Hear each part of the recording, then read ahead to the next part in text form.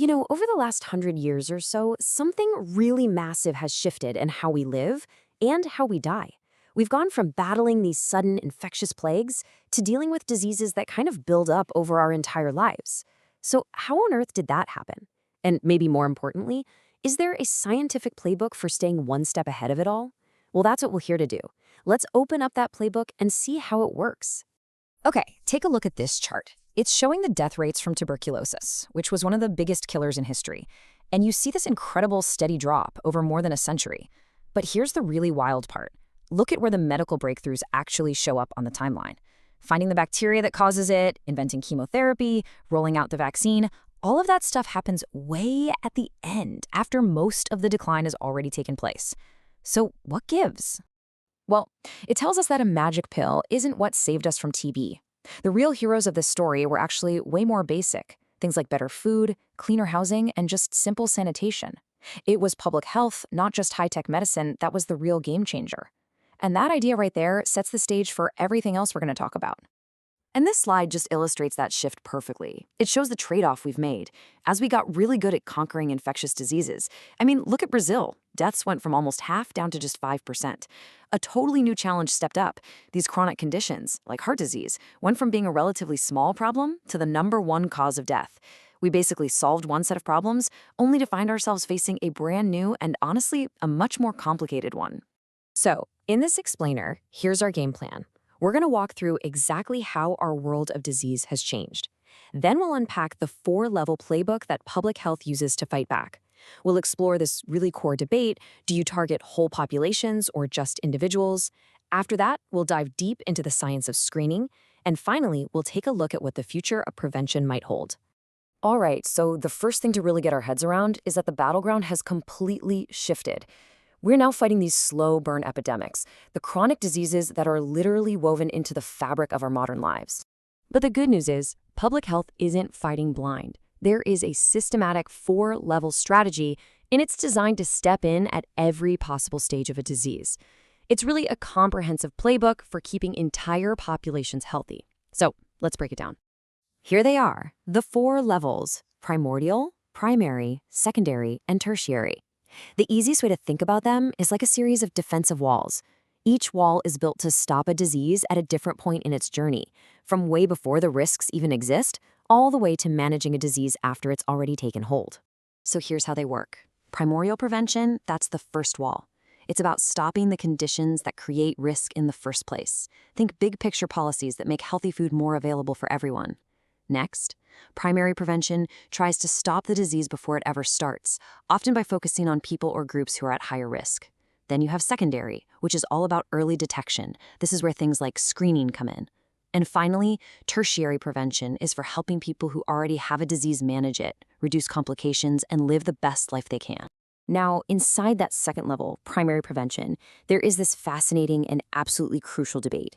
Is it better to make a tiny, healthy change for everyone in a population, or should we focus all our energy on just the people who are at the very highest risk? This is a central tension in the entire field of public health. Okay, so you've got 2 main strategies. The population strategy tries to shift the entire curve of risk down just a little bit. Its advantage? The potential benefit for society as a whole is massive. The downside? The benefit to any single one of us feels tiny, almost invisible. On the other hand, the high-risk strategy is all about targeting those who are most in danger. It's fantastic for those individuals, they're highly motivated, but it has a much smaller impact on the overall disease numbers in the whole population. And this chart just visualizes that dilemma brilliantly. You'd think, logically, that we should focus all our effort on that small group of people way over on the right, the ones with dangerously high cholesterol. But look at where most of the heart disease deaths are actually coming from. They're coming from that huge bulge in the middle, the millions of people with just average cholesterol. Why? Well, it's simple math. A small risk spread across a huge number of people ends up causing more total harm than a huge risk in a tiny number of people. This leads us straight to something called the prevention paradox, a term coined by the epidemiologist Geoffrey Rose. The perfect example is wearing a seatbelt. For society, mandatory seatbelt laws save thousands and thousands of lives. It's a massive benefit. But for you, as an individual on any given car ride, your seatbelt probably does absolutely nothing, because hopefully you don't crash. So the measure is life-saving for the group, but it feels almost pointless to the individual. That is the paradox. Okay, so let's zoom in on one very specific tool of prevention: screening. This is really the heart and soul of secondary prevention, the effort to catch diseases after they've begun but before you'd ever notice any symptoms. But turns out it is way more complicated than it sounds. Which brings us to a really critical question. We all just kind of assume that finding a disease early is always, without a doubt, a good thing. But is it? Public health experts have to be incredibly careful here and ask if a screening program is actually going to do more good than it does harm. So, for a screening program to actually be worthwhile, it has to clear a whole bunch of pretty high hurdles. First, the disease has to be a serious one. There also needs to be a long window of time to catch it early. And this next one is absolutely critical. There has to be an effective treatment available. I mean, it's no good finding a disease early if you can't do anything about it, right? And of course, the test itself has to be safe, affordable, and reliable. And when we say reliable, we're really talking about two key things: sensitivity and specificity. Sensitivity is about how good a test is at finding the people who do have the disease. You want to avoid missing cases. Those are called false negatives. Specificity, on the other hand, is how good the test is at clearing people who don't have the disease. Here, you're trying to avoid false positives, which cause a ton of unnecessary anxiety and more tests. This little grid makes it super clear. There are 4 possible outcomes. A true positive is a win. You found the disease in someone who has it. A true negative is also a win. You correctly gave someone the all clear. The trouble is in the other 2 boxes. A false negative is a huge problem, a dangerous mess. And a false positive creates real harm through stress and needless procedures.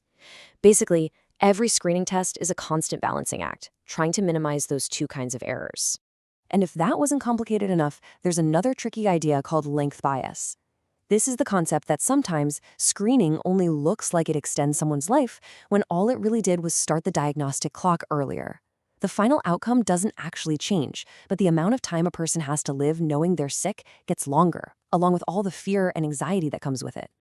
Okay, let's zoom back out for the big picture. What does all of this actually mean for our future? Well, it means that staying healthy as a society isn't just about individual willpower. It's about designing a smarter system. And I think that's the ultimate takeaway here. Preventing chronic disease is a science. It's a deliberate, evidence-based field that's all about managing risks.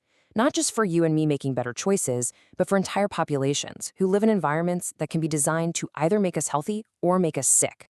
Which leaves us with one last big question that really gets to the heart of this whole thing.